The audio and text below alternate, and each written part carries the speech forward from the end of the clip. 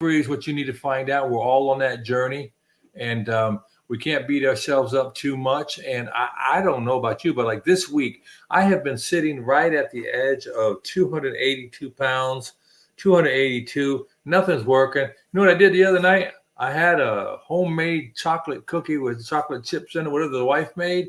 And I ate one of those, and I enjoyed it.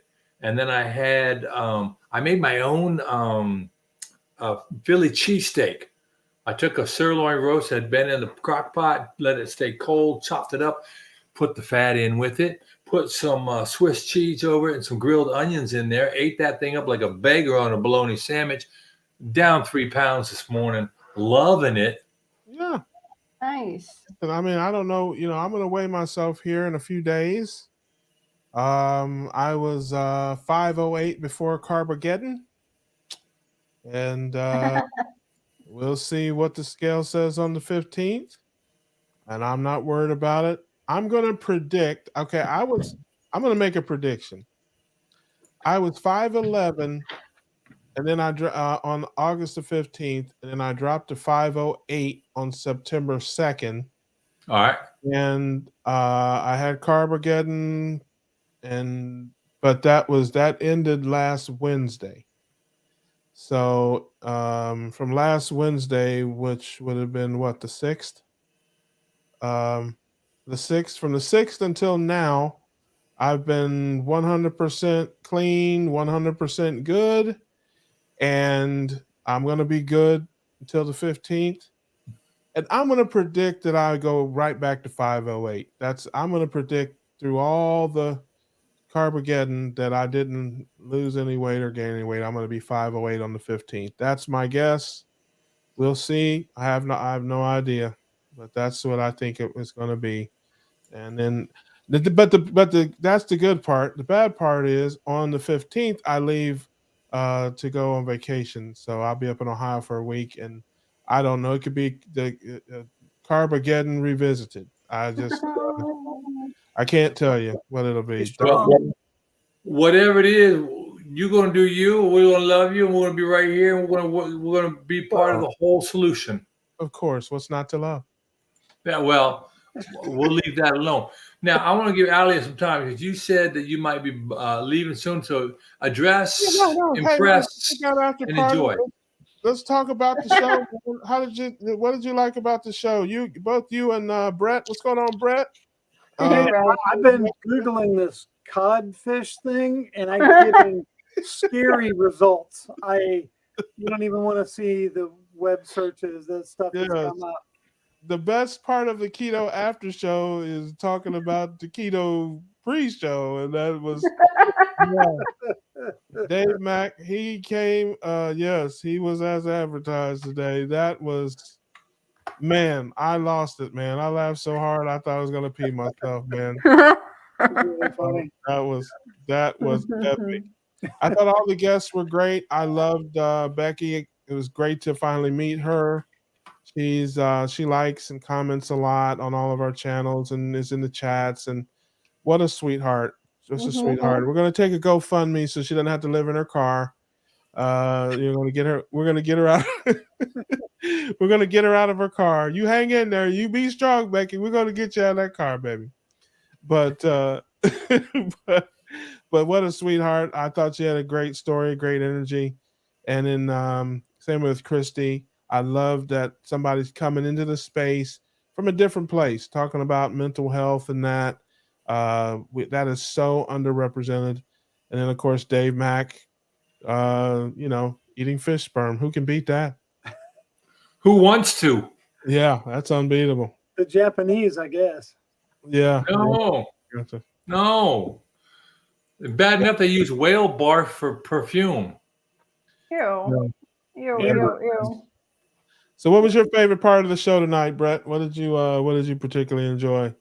Well, I liked the teacher that was on. I hadn't seen her channel before, so looking forward to checking her out. And then having Dave Mack on, he's always fun to listen to. Yeah, I love Dave. Just a great guy. What about you, Scott? I think the best part of the whole show is just watching them pull questions out of the mitt. I mean, I've seen a lot of out of the hat thing, but I've never seen something out of it. And those questions that came on strips of paper, I'm like, what are we having, a ticker tape parade? I mean, that thing was huge. Yes, we have a big production budget, so that's $0. Yeah, I was gonna say paper price is no object. We can use all the paper we want. We have a limited budget. But that was a new segment that we started there, the mystery question. So you think that's a winner? You guys like that? I think it was pretty. It's better than just going around the horns and well, what do you want to talk about? Well, what do you want to talk about? It gave a direction. Yeah, exactly. I Exactly. love that. I went to an event one time, and they had the Wheel of Meat. Have you ever heard of the Wheel of Meat? And it was at a Catholic church, and they was like, here, just take a number. So I spun it, and I walked out with 2 boxes of feather bones, right? And for feather bone ribs. And it's like you spun the wheel for like you gave a buck or two, and you'd either win a hamburger or some steak or ribs. And I won 2 boxes of feather bones. I was like, I ain't Catholic, but I'll be back. And it was pretty good. So I thought I should do a Wheel of Meat here and just say, hey, pick a topic, like put a wheel up and put a topic on it. That's a great And idea. then spin the wheel. We can say NSVs or whatever we wanted to put on there. But I really like the glove. That came out of nowhere. That was awesome. Yeah. Well, when you see the Wheel of Meat on the cookout next week, don't be mad. No. Hey, just give credit where it needs to go. Hey, unlike some folks out here, I don't need to steal anybody's ideas. I don't need to do that. and you can advertise on my channel. Yeah, it's not a problem. Yeah, exactly. Hey, I'm like, come on, man, give me a chance. I'm trying to plug the man before I can even get it out. It's like, hey, I'm having an after party. I'm like, give me a chance, brother. I got you.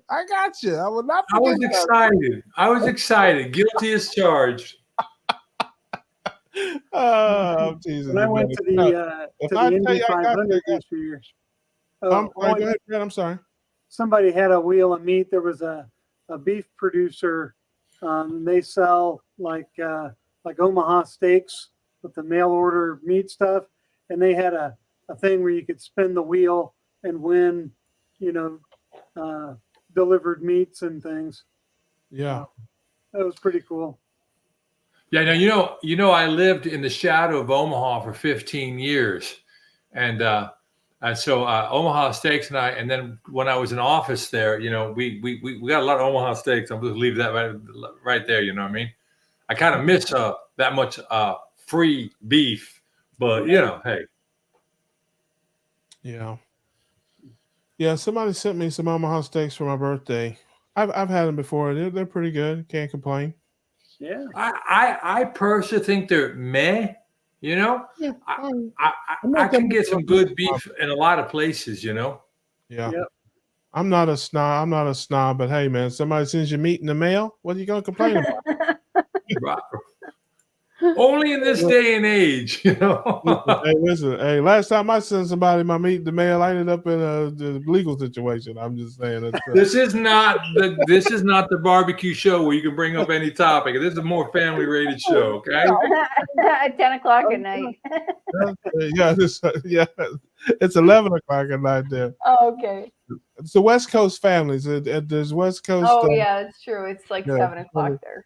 That's right. Yeah. We all have so you can kind of see. I one of the thematic points I like to have in this endeavor, and let me bring in Karen's Carnivore here too. One of the thematic things I like to bring in. I like to bring in the show is got a party going on now. Yeah, it's just a party. It's the after party. And one thing I like to bring in, I want to make sure we always focus on our non-scale victories, but because like I'm wearing this shirt because I can. That's why I'm wearing it, and I just think that if we can each celebrate these little things each day. Like I bent down today, we got a swimming pool out back, but it's getting kind of late in the year, so we put bubble wrap on it to keep it warm. I actually bent all the way over and reached down into the water to pick up the cover without grunting, groaning, grabbing a stick or a broom to help bring it to me. And then I said to my wife, I said, "Did you see that?" And she said, "What?" I said, "I picked it up. I picked it up from below my feet." And she's like, "Oh, good for you." Yeah, why you want to hear that? That's awesome. I love that. I love that, man. That's great. Hello, Michael Johnson. I don't know about the cool people, but we're all here.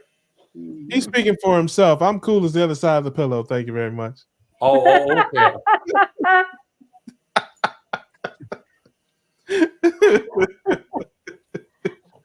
And Brett is too. Yeah.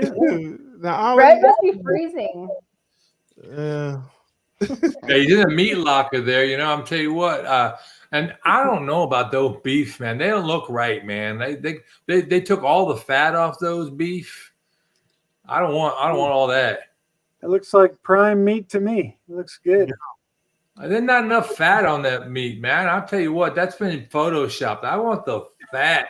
I go to a local butcher here not too far, and he's a state certified butcher, not a USDA one, so he can do some other thing. And I see a whole beef hanging up there, you know, and that's got some fat on it. You know, I'm thinking to myself, num, num, num, num, num, give me the fat, you know. I'm loving it. Yeah. Yeah, I've been using beef tallow a lot more to cook, and I'm really liking it. I like it a lot more than I thought I would. I'd never used it until about a month ago, and now I'm saving all my hamburger grease, and every time I get some, I save every little bit of it. So good. All right. Hey, Carnivore Trucker, good to see you in here. Welcome, welcome, welcome. So Yeah, how many of you are saving your bacon grease? Anybody saving bacon grease? Oh yeah. I do. Here and there. Well, I tell you what, I'm making up another one of my Philly cheesesteaks today. I got a video of it. Boy, did I make a big mistake too. But what I did is I added about a tablespoon of bacon grease to my pan when I put the chopped beef in there. That was well worth the mistake I made. What I did is normally I get the butter and I smack a tablespoon of butter in the pan. I just had kind of forgotten I'd put a tablespoon or two of olive oil in there. And it was very hot. When I smacked that butter, it went everywhere. Oh. Next thing I know, I've got my shirt out on the counter putting Dawn dish detergent on about 35 different little spots, but I don't think it's going to save it. I don't think it's going to work. So we just got a super chat on my PayPal All right. from Congratulations. Carnivore today, $25. It says for the fam. Thanks so much, Adam. All right. All right. All right. He probably stole the money. He's a thief. Hey, Keto Cheetah, if you're heading off to the rack, thanks for dropping by. I don't want to keep anybody up past the bedtime. Yeah, man. Appreciate you checking out the cookout, brother, and or sister. I don't know if it's I don't know who it is, but that's wonderful. Appreciate you. I gotta go to sleep. I'm really tired. Smoked Guys, tallow. I'm a little tired. But I just wanted to say hi. Thanks for letting me on the after party. My favorite thing is just hanging out in the chat anyways. Hey, look, you all are welcome anytime. You guys have been so gracious to take my incessant comments and my constant battering in the comment section. So you guys are always welcome anytime. Thank you. We love the comments, so keep commenting. Oh yeah. Well, something. All right. Well, if you're taking off and just gonna hang out, you take care. All right. I gotta get some sleep. I wake up early. Not all right, all bye that. everybody. Appreciate Thank you. you. Good night. God bless. Bye. Talk to you soon. Michael saying to say before, I get it. But I tell you what, I really do like some bacon grease and things, and cast iron has all right. There you go. Yeah. Now I was watching somebody who was cooking, and I don't think they clean. It was who is the guy? He's a farmer. He's a rancher, and he's lost a bunch of weight. Oh, what is his name? He was all over the carnivore channels about 2 weeks ago, and he just cooks his ribeye or whatever steak, and he just wipes his pan out, puts a lid on, and cooks in the same grease every day. Oh, my grandmother used to do that. You can do that. Yeah. Yeah, my grandmother used to do that. Yeah, I don't really cook that much, and I don't really have a need to keep grease. But what I do is I fry my bacon first, and then I scramble my eggs in it that way. So Mhm. I don't make, That's a good way. I don't make eggs or bacon separately. I always make them together. Ah, Sometimes it gets a little heavy, and I drain off a little bit. Sometimes it's depending on the bacon and what type it is and style, it's like a bacon ocean in there, so it gets a little soppy. But I try to figure out, let's see, how many strips of bacon and how many eggs is perfect for that grease, and I kind of have a little system going, and then I don't end up with a lot of grease left over because I don't really make much else that I need grease for. I So all save right. mine in a mason jar. yeah, Yep. yeah. Well, each of us have our way we go about things. Now, I'll tell you what, one thing that really hit me the other day is I was watching the video with Bill Knott, right? Mhm. And, to know that he is so excited that he can now cook on some other area other than his stomach. Yeah, I mean, come on, we just don't appreciate sometimes the mobility we have and the abilities we have. yeah. Who And doesn't? Well, from a safety standpoint, I'm really glad that he can cook on that desk now instead of on his bed. I Yeah, mean, right. wouldn't you hate to hear, a fire or something that started because somebody was cooking steaks in bed? I mean, that'd be awful. yeah. Listen, I certainly appreciate my mobility. I mean, like I said, a few months ago, I couldn't stand long enough to shave. So Mm. I get it. Fat Like I people said, become quite good at using their bellies for a table. yeah. And I don't deny that because We learn I how. remember there was a time when I used to like to have my belly to put my arms on when I was doing things and meetings, and I kind of lost it. Then I found it. It's kind of like the hokey pokey, put one foot in, one foot out, right? But now I'm learning that there are other ways I can achieve the same thing. But again, it is amazing when you regain a freedom that you hadn't realized you lost until it was gone. Like me being able to bend down lower than my feet and pick something up without uh, um, a whole bunch of grunting and all the theatrics. And last week I was able to do a little quick foot maneuver that I wouldn't have been able to do a couple of months ago because for me it's not only weight, but I have chronic pain. That chronic pain has made me afraid to do things. Like I won't even try to jump rope now for the fear that my ankles would break or something would. So it's so difficult to pull yourself out of a mindset until the moment comes when you're out of it, and then you're successful. But 3 weeks ago, I decided, or about 3 weeks now, I decided to run out of no reason. I ran from my car to the church I was visiting to get my phone, and my hammies were not right for 3 days after that. So then it brings me back to the fear mode. Yeah, So no, you have to definitely. I mean, depending on what level of shape you're in, you've got to take it easy. I mean, you got to work your way back into it because I don't know about you guys, but in my mind, I'm 21 and still that dude. You know what I mean? Yeah. So, you know, Yep. but my knees and my back and the rest of it is like, no, you're 54 and you ain't that dude. So I mean, once you get to feel, at least for me, once I got to feeling better and got more mobility and stuff like that, I overexerted myself. I just did, and I ended up, hurting myself a little bit. And I've still got a couple of things I'm working through. But as I'm sure it's just overexertion. As I lose, more weight and get more active, I'm sure that stuff will go away. But yeah, you have to be careful because the last thing I need is to be laid up somewhere with a torn something or a pulled something out trying to be Carl Lewis. I slipped well, down my wet deck last summer and fell and broke my shoulder. Oh, And I'm very nervous now about wet. yeah, yeah, understandable. Yeah, in the spirit of sharing, I fell the other day too, right? I tripped over something in my bedroom office here. Fortunately, it's carpeted and it wasn't much of a fall, but I didn't see it, but I'm sure it was hilarious. And and yeah, I really wish I could have seen it because I know it was hilarious. But there was something I caught my foot on the edge of the desk there, and I just started to fall a little bit. And once that momentum starts going forward, brother, it's cancer Christmas. So I yeah, so I took a little tumble and and I laughed about it, and fortunately, like I said, I got back up.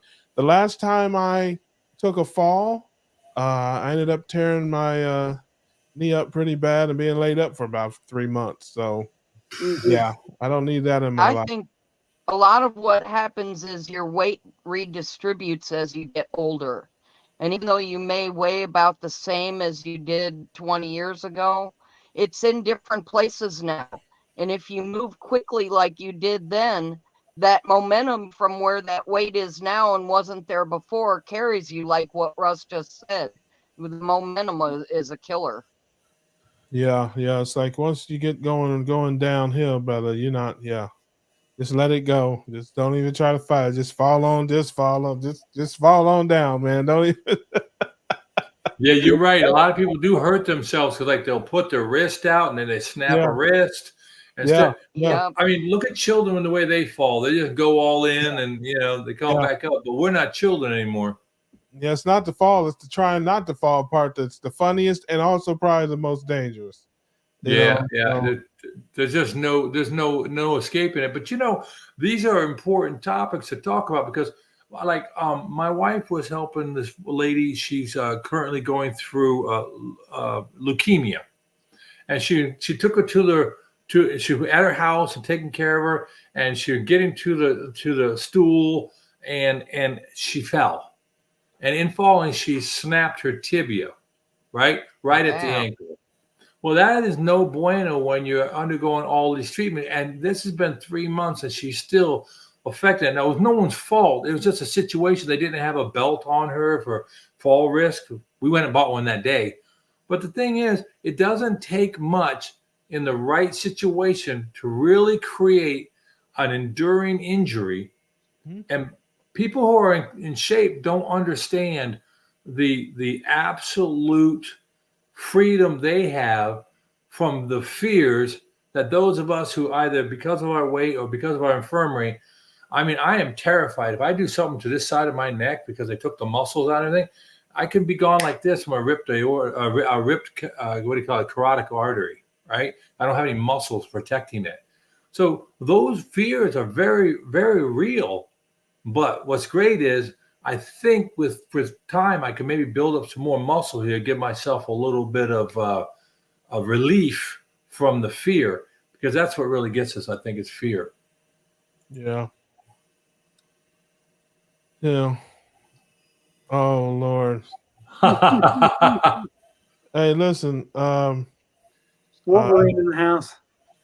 hey, listen, I was gonna say solo me up there, Scott, so you could get a bigger version of it, but it's not my channel. If you'd have said it on my channel, you'd have got a screen full of it there. But listen, here's the thing about that pass interference flag, brother. I just want you to it was a little bit late, but that's because when the referee reached in his pocket, he pulled out his Brutus Buckeye doll first, and he had to put that back in his pocket and then pull out the flag. So, in the wrong pocket. He reached into the wrong pocket. So all I can say is we were 18-point underdogs, as I recall. So I think I can't remember. So you shouldn't even been that close. But thank you, brother. I appreciate it. I'm not a carnivore. I'm at best a carnivore sympathizer or a dirty carnivore. But some of my best friends are carnivores. Hey. Well, that whole football thing. I got to be honest with you. I love football. I love a lot about it, but I had to be honest. I didn't watch any games this weekend because it's kind of like me going into a fudge shop. It just ain't gonna work for me, right? And then I find myself getting so caught up in it that I ruin my emotional well-being. And so, if you don't like Chinese food, don't go in a Chinese restaurant. If you don't like being angry, don't go to things that make you angry. And you know what I ended up doing? I slept better. I had a much better day. And the way I look at it was watching 18 to 21-year-old young men run around on a field playing a game, given all that it is. Look, go make your bed 5 days in a row, serve your country, and I might just celebrate what you do. But because you're really good with an oblong ball, I'm not going to surrender my joy to you. My personal feelings. So you just watch Army Navy games is basically what I don't even watch those. I don't even watch those. It's just the way I'm built now because I that's all I got. That's all I got. Anyway, so catching up with some of the comments. Go ahead. There was when I asked about it. I was just going to say, I watch the Bengals and the Buckeyes. Those are my teams. I don't watch too much other than that, but both of my teams this year are not. I don't think either one of them are going to be that great. But I saw Keto asked about if we had said, where are you got a channel? I don't know who he was talking to, but he's watching it on somebody's channel, so he's probably not talking to that person. But I don't know who he's referring to. If you're talking about me, yes, Homesick Buckeye is my channel.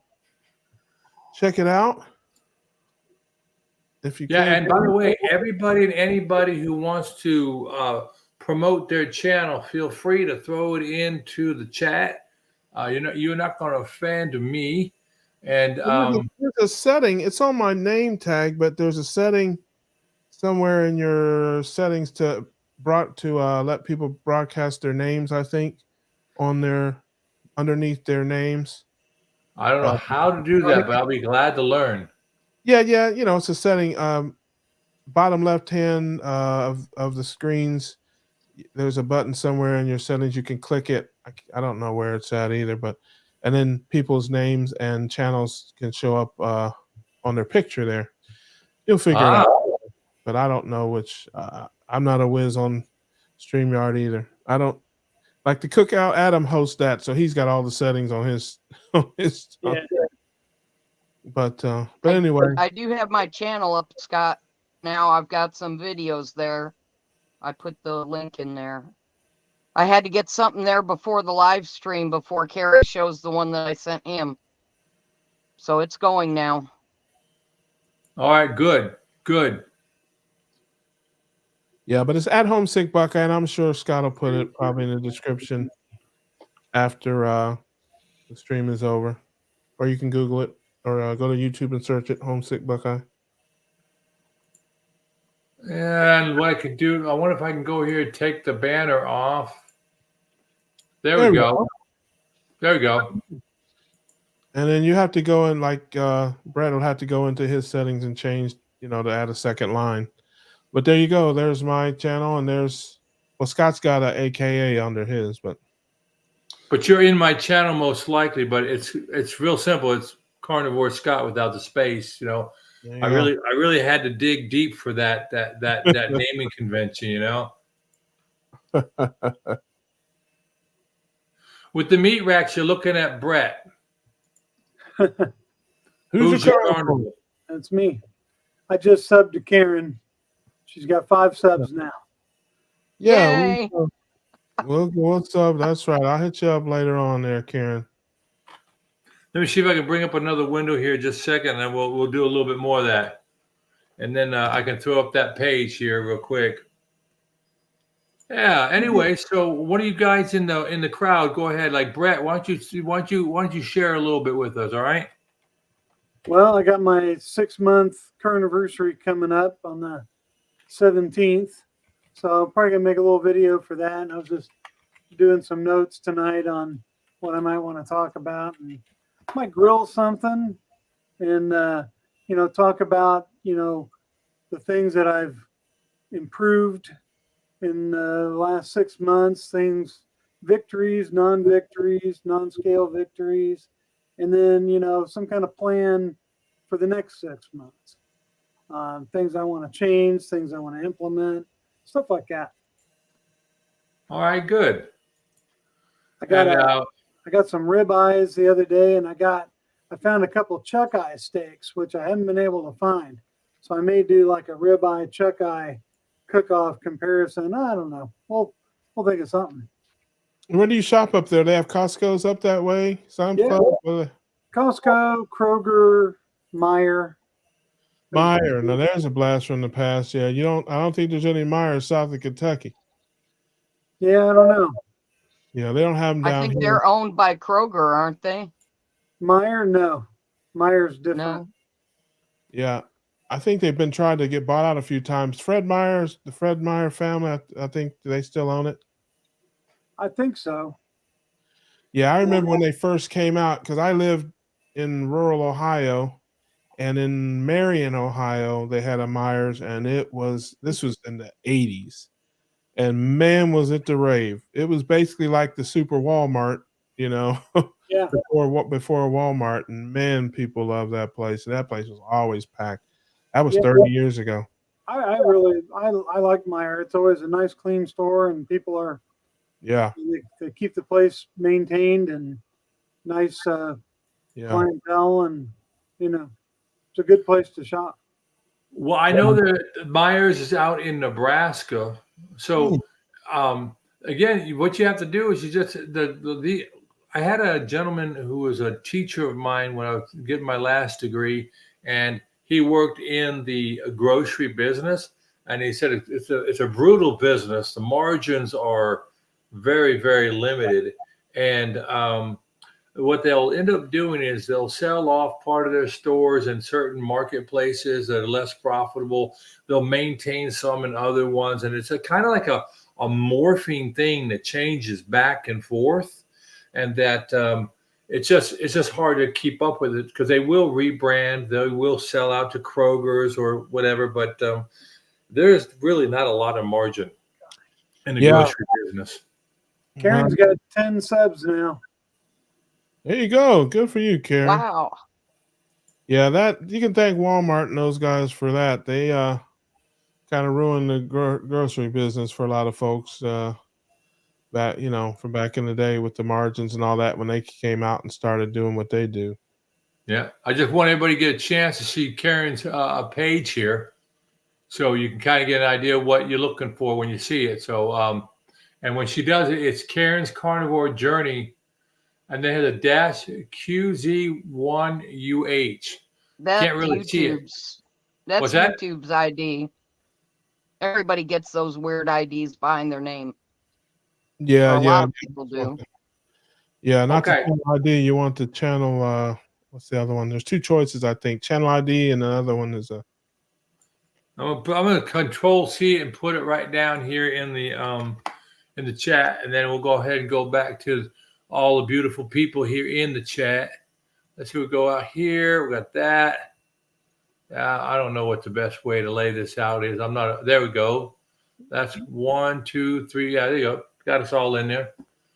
But I'm glad everybody's going ahead and taking a chance to go ahead and meet each other and follow and sub and do that. Ground beef down 60 pounds in 101 days. That is sweet. That's great. Meyer to Walmart. I tell you what, I wanted to get a job at Walmart at one point in time because I was kind of in between jobs. I didn't really want to get a job, so I went to Walmart. And thank you, Christine. Appreciate you coming in here. Yeah, 4:30 does come quick. Yep. See you, Christine. Thank you so much, sweetie, for everything. You always support all the subscribes and all that. We appreciate you. And so I went to Walmart and I went to the kiosk. Hey, Woodster's here. Good to see you, buddy. What up, Wood? And I put in my application and I never got a call. So then later on down, maybe they're better judge of character than I thought, right? All right, Laura, you take care. You have a blessed night too. Thank you for coming by. Have a good night, sweetheart. Hi, Laura. So later on, after I got elected, I got the guys from Walmart sitting in my office, hat in hand, right? Because they wanted to do some things and needed some legislative help. And I said, look, I believe in what you're doing, because they wanted to get more local grown produce in the stores. And there's some pretty important criteria they have to go through to do that. And I'm all about it, you know what I mean? But I said, why was it easier for me to get elected to high office than to get a job at Walmart, you know? Yeah. Funny. I don't get it. I look at some people who are there. I go, I know they need the job, but it was mind-boggling. But that's okay. That's the way it works, you know. Maybe the voters aren't as smart as the managers of Walmart. Well, there's that too. Thank you very much for that vote And of maybe confidence. they are. Hey, look, I can never miss an opportunity to take a shot at you, brother. You hope you understand. It's all love. hey, I teed it up past your bedtime, Renee. I get it. All right, you take care, Renee. You did. You put it on the tee for me. You did. Hi, you know, I'm used to that, and everybody needs a straight man. You know what I mean? Every comedian needs a straight fella. You know what I mean? And I'm there for you. And Yes. yeah, but it was an interesting question at different times. Like I had the same people from the university, and they wanted to make a nursing school, and I always laughed about, or not laughed, I cried. Is that we have this great big pool of applicants who are super qualified to go to nursing school, right? And we have this big super need for nurses. Itty bitty pipeline between the two. I was like, why is it we got a lot of capable people, got a big need. Why can't we get more people over that bridge? Mm-hmm. And so it's a long conversation, but the important part of it was, I signed off to give them $60 million to build a nursing school. But I wanted to go to nursing. A lot of guys in the military, when they get out, because we're given a lot of skills, they want to go into nursing because we care, and the service is big, and we don't want to find another job. And I'd be gosh darned if I couldn't figure out why the heck is it so hard to get accepted to nursing school when we have such a critical need for them. Because you're a man. Well, no, even for women. I mean, it just the criterion and the way they winnow out the people who get to go to nursing school. It's a fraction of what we need. Yeah. It's the same reason we get told sugar's good to eat. Yeah. It's tough, rigorous, and expensive. So you put all that together, it's going to be. God bless anybody that goes into nursing, because it takes a special kind of person, and I know that ain't me. So every time I meet a nurse or an EMT or somebody like that, I always thank them for what they do, because I can't do it. Yeah, half my family's nurses. Both my brothers, sisters. Yeah, my brothers are nurses in the VA health system. Both of them. Yeah. Wow, they got their work cut out, because I know I go there all the time, and you see people like a guy like me. I'm an old, worn out lifer. You know what I mean? I did all the 20 years and blah blah blah. But what breaks my heart is when I go into the VA and I see a person in there, they're 25 years old, and they're missing a leg, an eye, and other things are broken in them. And I go, and they've got this whole life to live. You know, my father's retired military, my brother's retired military, I'm retired military. I don't know anything more than retirees and lifers in my family, so to speak. And then I see these young people, and it just breaks my heart. You know, yesterday we celebrated 22 years from 9/11, right? Yeah. I barely made it through the day because while I'm infirmed from my service, I got too many friends who didn't come back, or they came back and they ain't back, if you know what I mean. Yeah. And so I feel for the medical people who are out there taking care of them, because you got to love on a person, a guy or a gal who surrendered so much, and they've got all their lives to live ahead of them. It's tough. Yeah, I understand. Well, brother, I'm going to check out, man. I just wanted to come over here and show you some love. Appreciate you. No problem. I appreciate you, brother. You're a good friend, good fan of the show, fan of the channel, and appreciate the Keto Cookout after party. And like I said, Russ. I will pop in and join you again. And what's that, Rhett? Always good to see you. Always good to talk to you. You too, brother. And I appreciate your support, and yours too, Karen. And all the best to all of you. And I will see you soon. I'll be on the live stream with Carrie and those guys for a little while. I think 8 o'clock. They got me in for 8 o'clock p.m. on Saturday. And I will be on Thursday at 7. I don't know if any of you guys are members of Dr. Barry's channel or Dr. Barry's site, but I'll be live there Thursday, I think at 7 p.m. with Teresa O. So, you guys are you can catch me there. And other than that, I'm in the air and everywhere, just trying to keep up with this keto evangelism, baby. As the Reverend would say, keto saves, keto saves. All right, my friend. Amen. So, I'll see you guys. Good Take night, care. bud. Thank you, buddy. So Matthew asked a good question. Matthew said, "What did everybody have today?" And I want to say hello to Limitless Lindy. Welcome from the land down under. And I watched your video today on your dental and periodontal journey, and that was wonderful and very brave of you to bring that topic up. I think that there are so many aspects of the carnivore way of life that when we start getting healthy, we start seeing the other subsystems in our body, whether it's our eyes, our joints, but we very rarely hear about the dental and periodontal things. And good on you, your bravery and your candid nature of bringing this topic forward is absolutely perfect, because just today I heard of a young person who had to have all their teeth pulled because they're getting ready to go to heart surgery, and they had a lot of problems with their dental health. And dental health really wrecks your heart. And a lot of people don't realize how important gum health is to heart health. And so good on you. Good for bringing it on. And by the way, Matthew, I had a little bit of everything today. I ate some chicken, I ate some beef, I ate some cheese, I had a bunch of butter and MCT oil. By the way, I use a lot of MCT oil. So I just want to cover both those, and I'll give my co-host opportunity to talk about it too. I had about a pound of hamburger patties for lunch.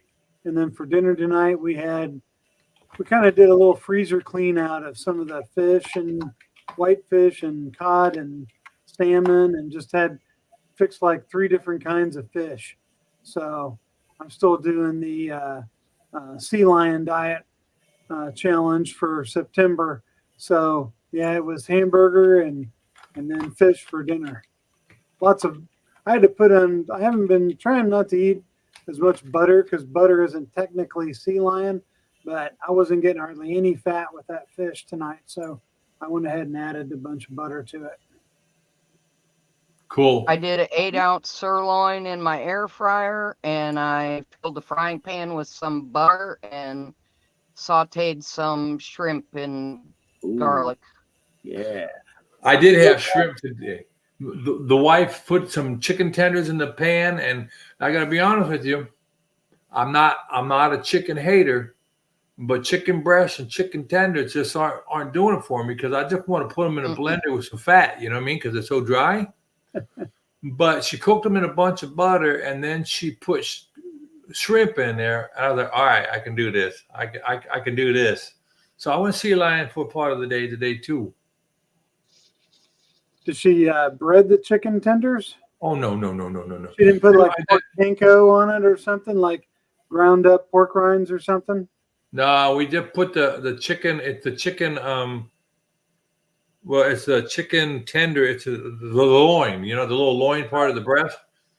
And she put some pan. We used to just cut them up and make them into chicken salads and the chicken this and the chicken that. Put them in with like maybe noodles or with rice. Like she had it with a little bit of rice. But she knows that that's an ixnay on the ricey A for a Scotty Waddy. So, but she cooked the meat up, and then she threw the scrimps in there.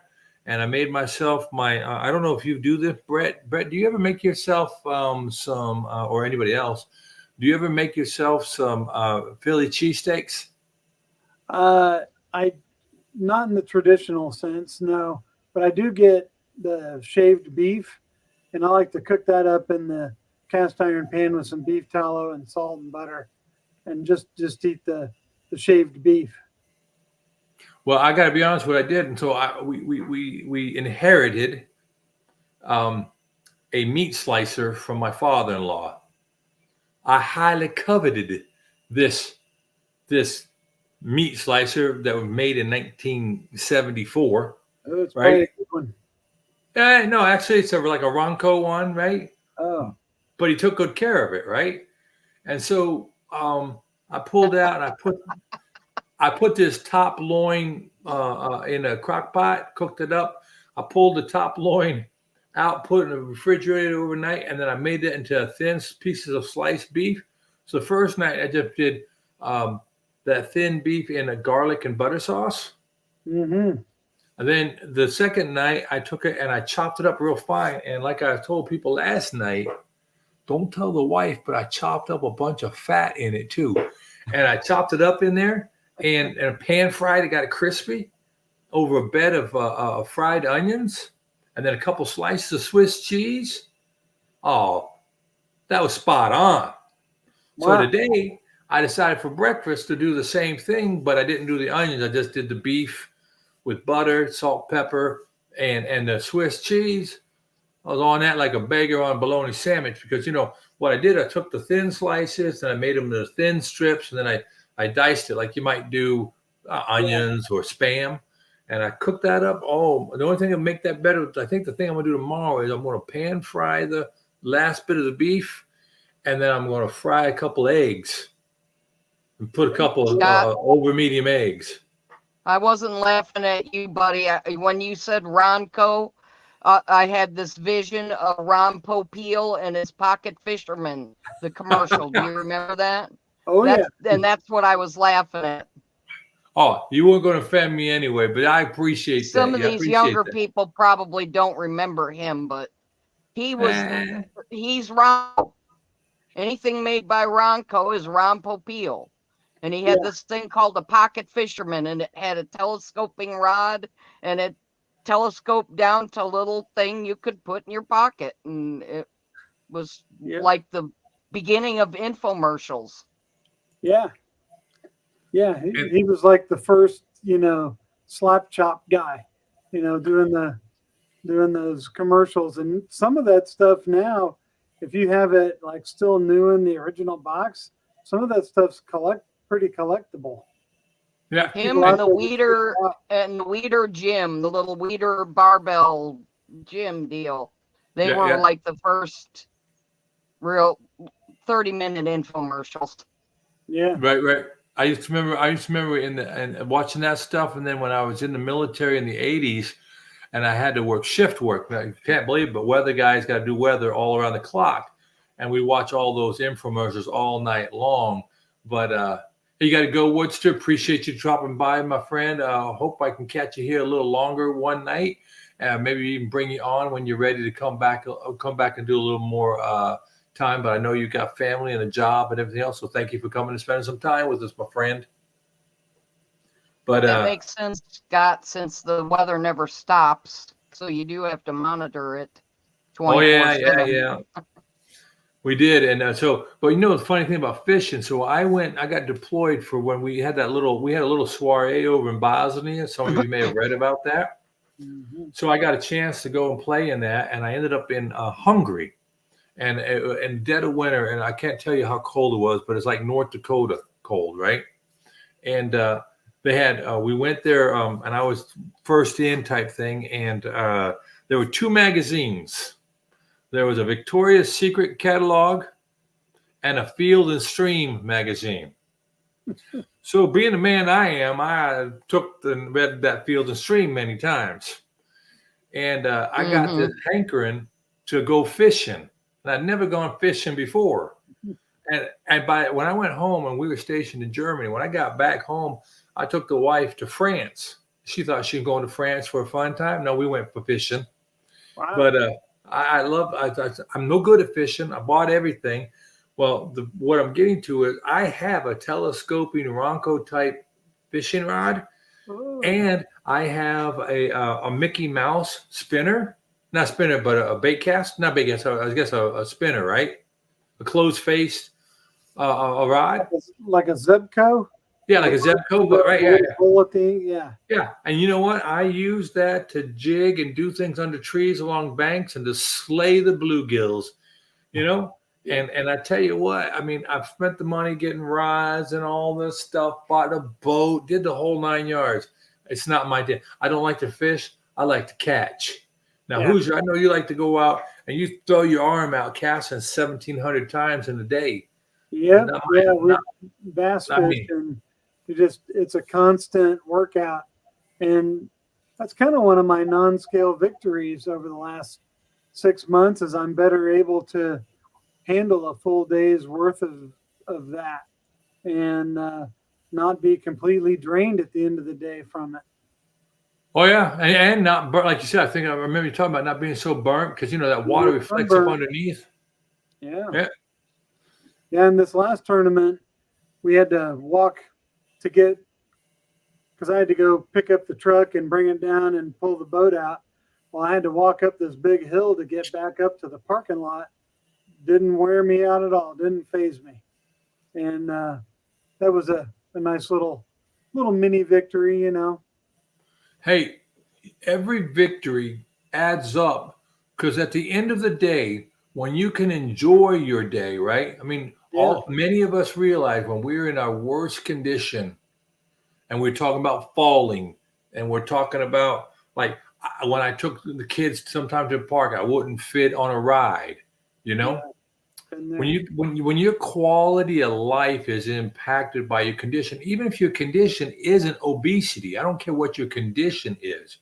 Yeah. When your quality of life is impacted by it and you overcome it, that is a pardon the parlance, but that is a high that you will never get from any chemical, you know, or anything like that. That's just such a rewarding thing. In again, my opinion.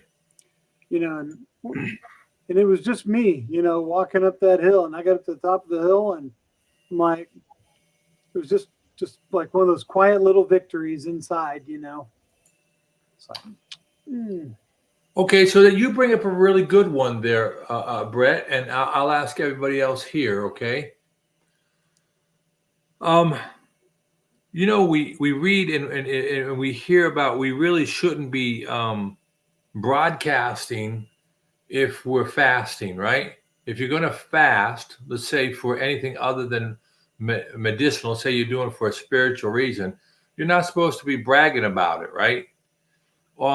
When we have some of these victories that you talked about, Brett, not everybody around us really cares about our victories. Have you noticed that people around you don't really care that your pants fit better, your shirt fit? Yeah. They don't want to hear about it, particularly if they're suffering from it. Right. Sometimes we really do injure the people around us by saying, "Hey, by the way, I met another goal today. That's nice. That's nice. I'm still suffering. Leave me alone." Right. Well, like you said, well, your wife, when you bent down to pick up that thing and you stood back up and she's like, wasn't a big deal to her, but it was to you. But that should be incentive for those people to try to make themselves better. That is very true. So if they don't take it that way, that's on them, not on us. We're just leading by example, and that's what exactly. Matthew, just to answer your question, I do believe Nisha, Dr. Barry's wife, made a mayo with bacon grease. Bacon grease and butter, I think. Yeah, if you ever want to make a mayo, because remember, mayo is just basically a fat that's whipped into an egg yolk. An egg right? yolk, yeah. So I'm sure you could clarify better, but I think the question is, how well do those two work together in emulsifying? I don't know. Clarified butter is just all milk fat. So right. I would think it would work very well. I don't know. Sometimes, you know, it's a funny thing. If you've ever looked into the chemistry of fatty acids, and you know I love my fatty acids because I talk about C18 stearic acid a lot. But we've heard this conversation about cis people and trans people, right?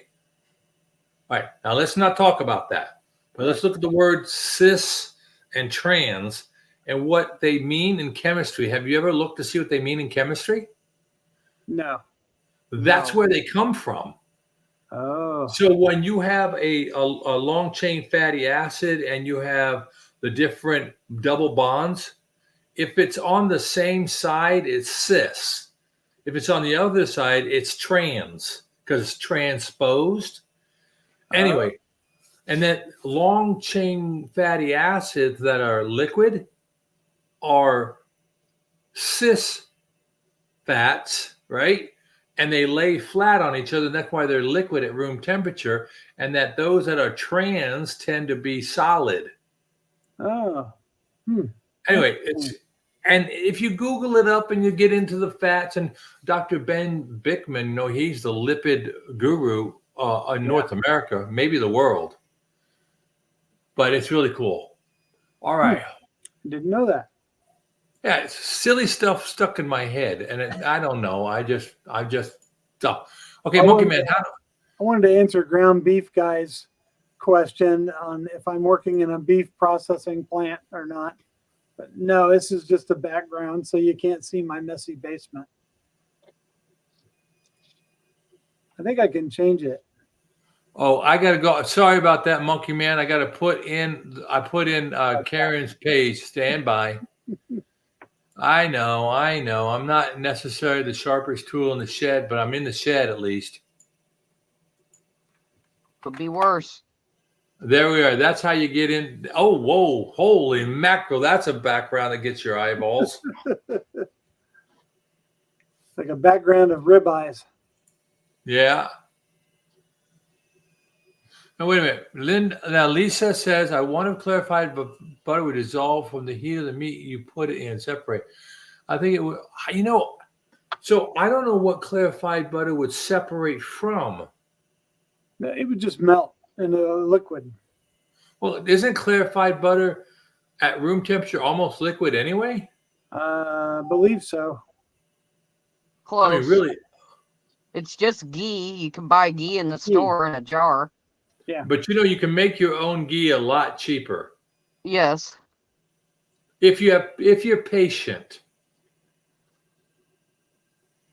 Yeah. I don't know how good it would taste.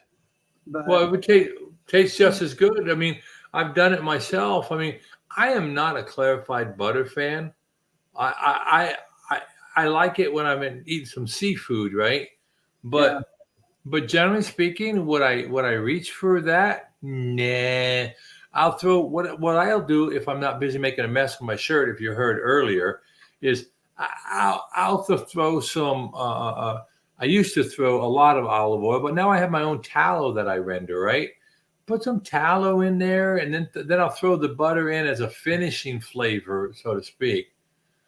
I don't know if someone joined the show. I threw out the link.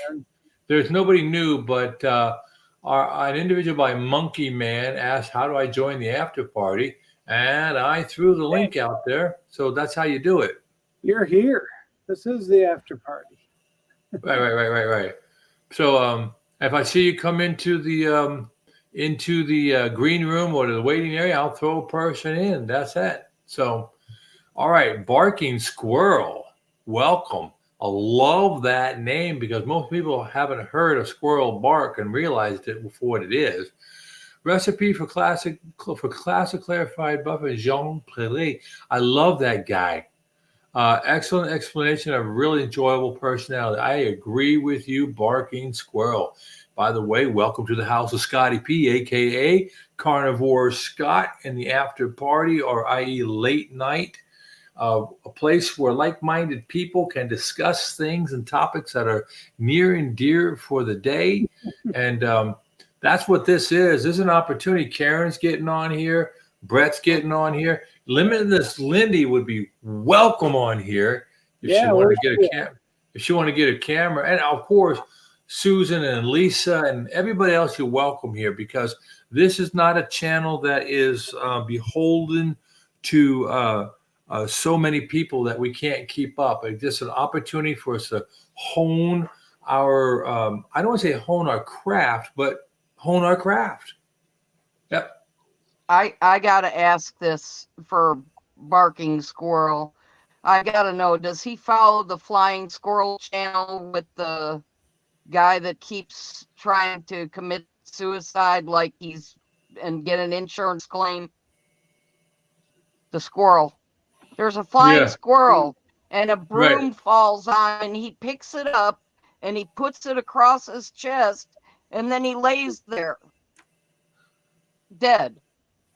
And his owner puts these videos up. That's Saying, too hilarious. I haven't he's seen it. I'm trying gonna to have to fake look his that up. death. Yeah, it's Pan J, the flying squirrel. I don't know what the exact, but it's Pan J flying squirrel. If you put that in there, I'm sure it'll come up. But he's hilarious. And then there's another one. They've got a short, and he's got a croc shoe, and the croc shoe he puts it up on his chest, and then he lays there like that and waits. And then he kind of looks to see if anybody's looking, and then he'll readjust it and pull it up higher towards his neck, and then he throws his little arms out, and he's hilarious. Well, once this commercial on this page changes, right here we go. Let's view it. Here it is.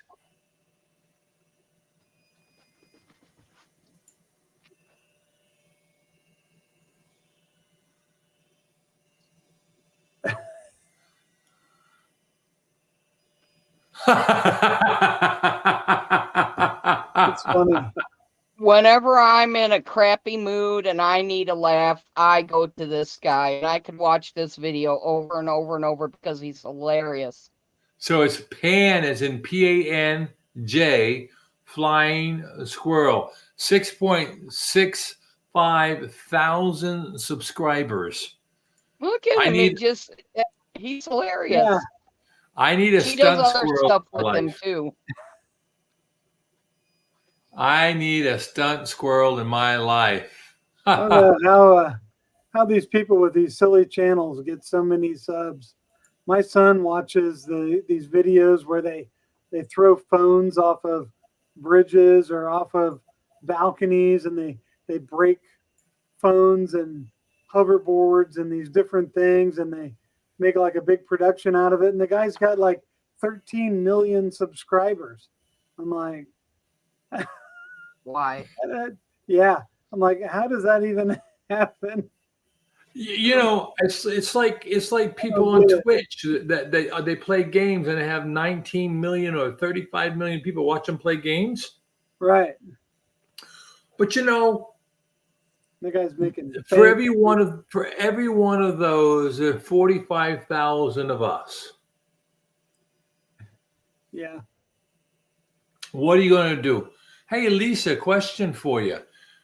Lisa, do you ever want to come on? If you want to come on, you know, just throw a camera up. No judgment here. Would be happy to have you.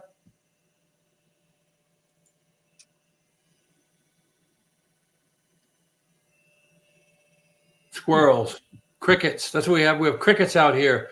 Okay, speaking of crickets, so I wanted to ask you guys a tough question tonight. I probably won't articulate it correctly because I heard it somewhere else. All right. And on this channel, this gentleman asked this lady, a young lady, vivacious, active, everything you want to say about a good channel. And she was talking about how she had an alcohol problem, but not in your classic alcoholic situation, right? Probably she was a social / binge alcoholic, but when she decided not to do alcohol, she wasn't a person who went through withdrawals and everything like that. And she was also a carnivore who was enjoying some really great success in carnivore. And the host asked a question that said, if you could go back and you could only pick one thing to become aware of, right? Which would you choose? Aware of that alcohol was bad and quit, or aware of carnivore and follow the carnivore lifestyle? So I thought that was an interesting question And I thought for us, knowing what we've already learned about the carnivore lifestyle, if you could compare that to another stronghold in your life, whatever that stronghold, which would it be that you would want to retain the knowledge of? You can only retain the knowledge of one. How you're overcoming a stronghold, or the value of carnivore way or ketovore way of eating in your life. I think I would pick the carnivore keto thing. If I could have fixed that early in my life, I wouldn't have had the health problems that I've had now.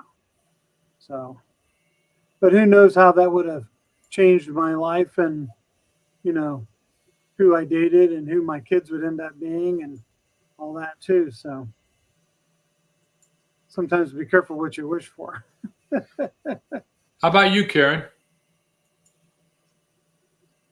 I'm not sure. Probably the carnivore. I don't know. My thing has always been something usually revolving around food. My divorce from potatoes, maybe. That was pretty hard. Right. And so I went carnivore, and well, I started officially on June 25th. And on August 31st, I went to a family dinner at Red Lobster. And for one of my sides, I got fries, but I had to put them on a separate plate because everybody else there was going to share them. I didn't want to waste the side. I knew I couldn't eat it. And some of them were for the baby. And I ate three. That was the first potato I'd had since June 25th.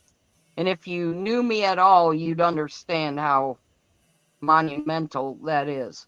I couldn't eat without having a potato. I couldn't eat a sandwich without chips.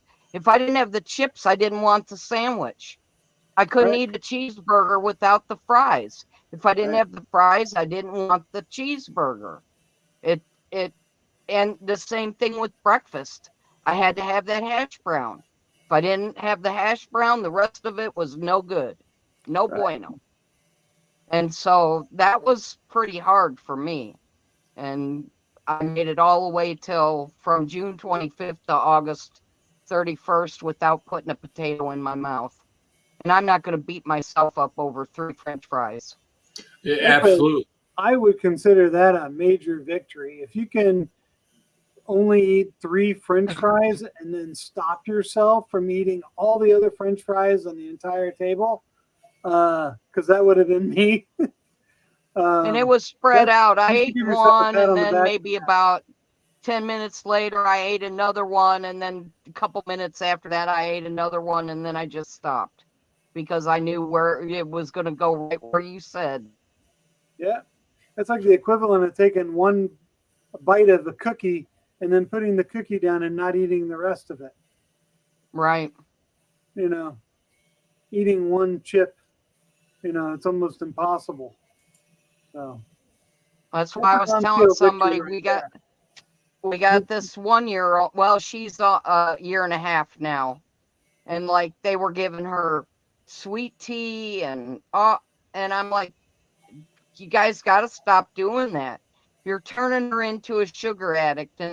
And her mom said, well, I don't give her that much. And I'm like, yeah, but would you just give her a little bit of heroin?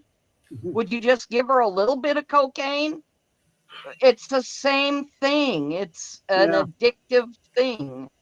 And you can't just do a little bit because it sends your same thing with alcohol or anything else that's addictive.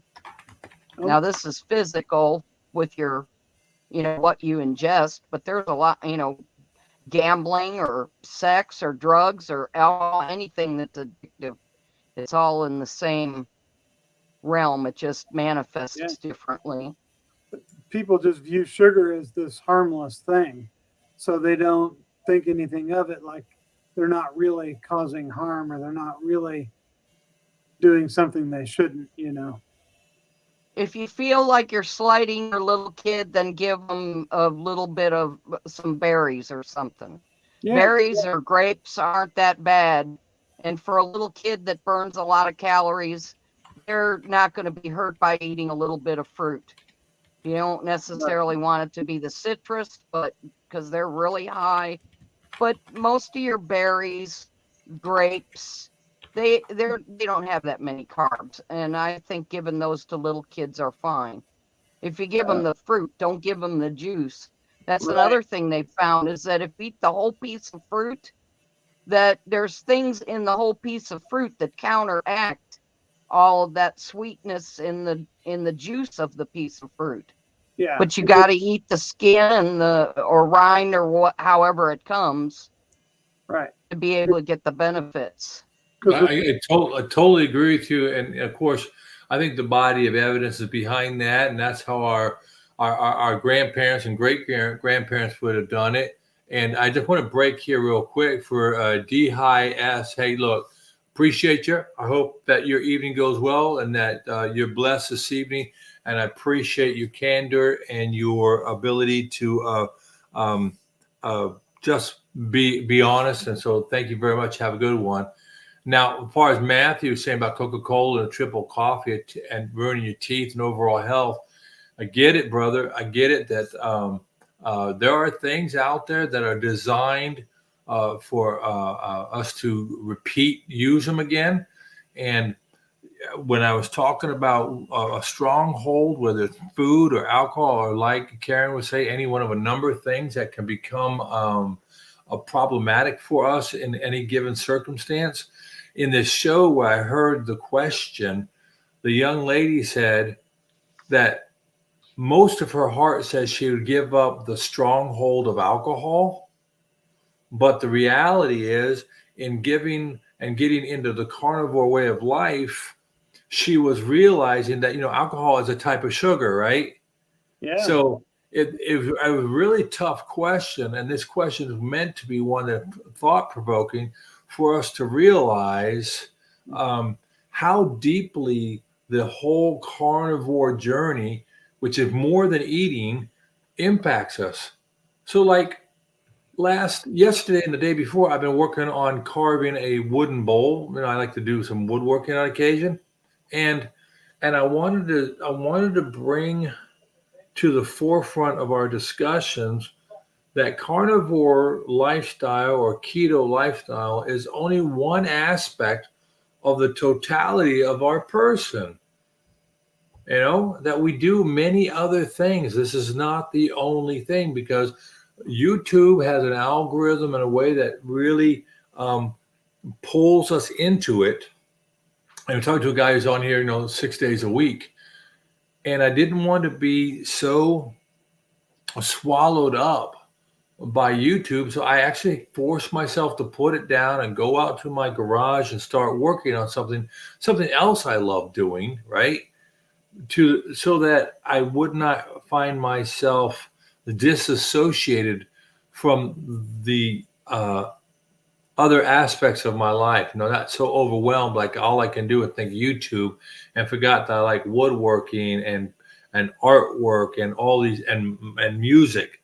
So that's one of the things that kind of played in this whole question. So I'm looking for some input from our friends in the chat, like Matthew and Susan.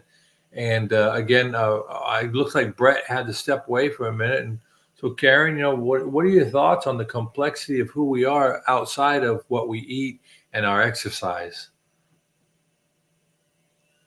Well, it is complex because for some of us, what we eat shows to the world.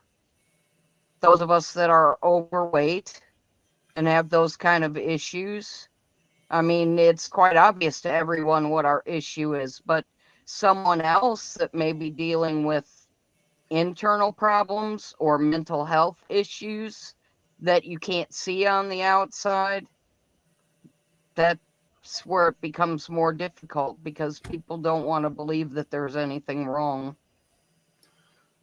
It's like a Well, yeah, lot of veterans that come back with PTSD. You can't see that. And people have a tendency to go, but you look fine. Well, yeah, maybe you do look fine, but that doesn't mean on the inside is fine. It's just that ours is obviously not fine if we're overweight or something like that. yeah, but and that's absolutely spot on, and I love the way you couch that. But I'm also thinking that we as carnivores, right, and dieting or ketogenic people, while this is a very important aspect of our life, it's not the only aspect important. So for some, like I'm a grandparent, maybe grandchildren, right? Maybe a pet, maybe artwork, maybe reading. We have so many other things that are highly valued in our lives. And are we remembering what's for? Like I know Brett likes to grill and smoke and do things like that. So it works hand in hand with his current dietary lifestyle, but I'm sure he has things he does with his children that are equally as important. And we have to remember how we navigate these aspects of our personality that are also important beyond what we eat and how we exercise. I do genealogy. Oh, very cool. I was adopted as a newborn. It was prearranged before I was born. My parents never hid that fact from me. My mom told me everything they knew. By the time I was 18, I knew it all. I didn't have much desire to look. It was very difficult at that time. I was born in Pennsylvania, and and up until a few years ago, had all of their adoption records sealed, and people even went to court with very valid medical reasons to need their medical birth history, and the state of Pennsylvania wouldn't give it up.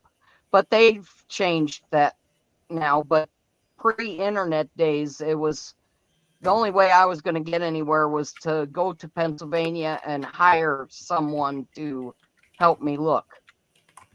But then after the internet came, I just didn't really have much desire because I couldn't have picked better parents to end up with. They were great. My family, everybody was great. So I had a great life as a kid. But then after my parents passed away and internet was here, and I thought, oh, let me just look and see what happens. In about 36 hours, I found my birth mom. And Wow, that's fast. Then a year later, with no help of her, I found my birth dad's family. It's been quite an interesting journey. I flew to Oregon to meet two sisters that I didn't know I have.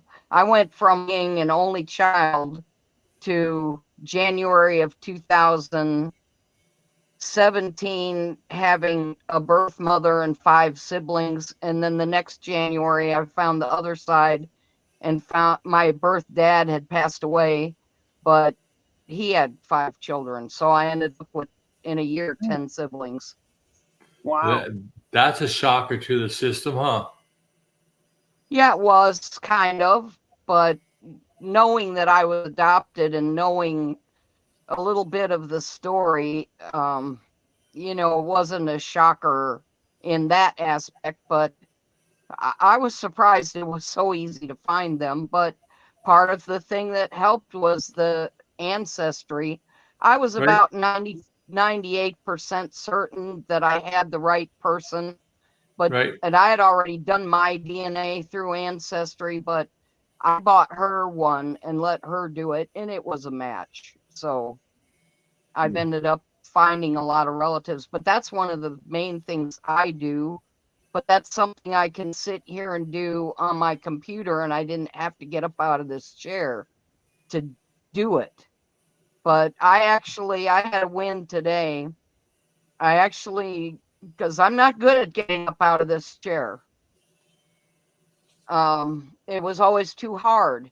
The knee, the weight, the hard to walk. the whole thing. But I just recently got a different car, and I actually got up and went outside, cleaned out my old car so I could sell it. And I feel like I got a lot of stuff done today compared to what I've been doing the last few years. And then I'm not going to talk about this a lot. I can't right now. I'm not in the mood. I don't want to go there. But I've been in a funk because 3 weeks before the pandemic came, my daughter was killed in a car accident. And then I had to face the pandemic alone. My 3 grandkids scattered all over. And it was hard. Well, my heart goes out to you, because if we've learned anything in the past years, not just the pandemic, but of our lives, we do not get over the loss of a loved one. We just learn how to live with it. And there's no words that anybody can say that soften the blow or make it hurt less. It's just a process that we go through one way or another. And my heart aches for you. Yeah. But I'm counting today as a win because for the first time in a long time, I felt like I was starting to come out of that funk and actually get up and do something besides sit here.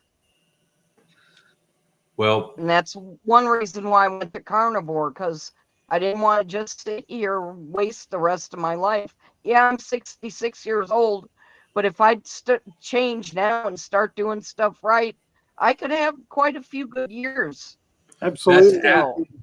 that is absolutely fact. And not only can you have good years, like you're saying, the quality of those years will only improve day by day. So good on you. You could have I many didn't good years. want one of my grandkids to come and find me dead in this chair. Everybody has a different set of motivation, but I will tell you something, Karen. My brother-in-law passed away at the very beginning of the pandemic, and he was uncontrolled diabetes, probably close to 500 pounds. And when they took his body, and I was left with cleaning up, right? And he had been laying on some old cheeseburgers and bags of gummy worms, right? And he could, at this point in time, he could not. Now, see, I used to be very judgy because I didn't understand what I know now, right? He could not control his food addiction. Yeah. The man was brilliant. The man had all this, that, and other, but he could not, and he did not beat that food addiction. And he died in that bed with cheeseburgers and gummy worms and Skittles on the floor, right? And when faced with that and other deaths that happened over this period of time, both my in-laws and others, I'm right there with you. Remember the old days where they would put people in jail to scare them straight? Yeah. I was scared straight about my health. I used to think I wanted to be in my home for my last few days, weeks, hours of my life. I designed this home I have here to do just that. And after having witnessed it and been literally holding my father-in-law as he slipped away, I would not put my children, my family through that. I will be in a professional services area, because there are just some aspects of that we don't, our heart is in the right place, right? For our loved ones. But having witnessed it up front too many times now, no, they pay nurses and professional people to take care of that. I want my family to not be burdened by that. And so you're right, Karen, when you sit there and say, I don't want someone to find me passed away in this chair.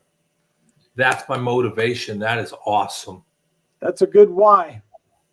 That's the best why I know. That's a good why. You know, we all got to have our why, and you know, there's some you could probably talk about on your channel. I haven't watched your video yet, but if you haven't talked about your reason, your why for doing it, that's a good one. That's I haven't fact. went quite that deep, but I do have one where I talked about Rachel. I got another one that's uploading now. That's another part. I did a slideshow, but I have an explanation. It's a kind of a fun video to look at, but it's just like me through the years, showing that I was normal little kid. I was normal in my teens. I have a couple pictures of me marching in the drum and bugle corps, and I looked like everybody else. No, I wasn't skinny. I didn't look like Twiggy, but I looked normal. I looked like everybody else. And this has all happened since I've become an adult. So, and then I've got progressively through the years the different photos, and it's always fat. That's what the name of the video is, and it's just different levels of fat.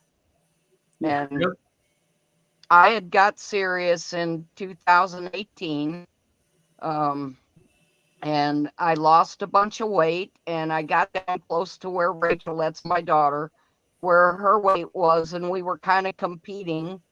And then her accident happened, and then it all went out the window because I hadn't been bringing any sugar in my house at all for a couple of years. I didn't eat much bread, and I ate very little pasta. I liked ramen noodles, but other than that, I didn't eat much pasta either. Potatoes, that was my thing, potatoes. But anyway, after she was killed, I used that for an excuse to comfort myself. And oh, well, Sure. it's Christmas, I'll just get some Christmas candy. Oh, it's Easter, I'll just get some Easter candy. Oh, it's Halloween, I'll just get some Halloween candy. And used it for an excuse to eat sugar that I shouldn't have been eating. Yeah. But finally, I stopped doing that again, and started trying to turn things around, but it's just hard. And I've always controlled my weight with exercise, and I can't do that now like I did because of my knee. And so I felt like I was in a vicious circle. So I've just been trying to be really strict on the carnivore and losing the weight. And I've lost 49 pounds since March. The first half of that was on loose keto, and then I started serious carnivore on June 25th. And so about Well, half of that was before the carnivore, and the other half is comes in. Well, you know, you've come to that juncture. You understand it. You're contending with the struggles, and my hat is off to you because I would tell you, in 1977, my I came home from school. I was a sophomore. I came home from school. My father met me outside the house. I knew something was wrong. My dad was never home at that time. My other brother, who didn't live at home, was at the front yard with my little sister. I knew something was wrong. I had no clue. I was just a dorky kid coming home from school. And my father tells me that my oldest brother had been in an accident, was in the hospital.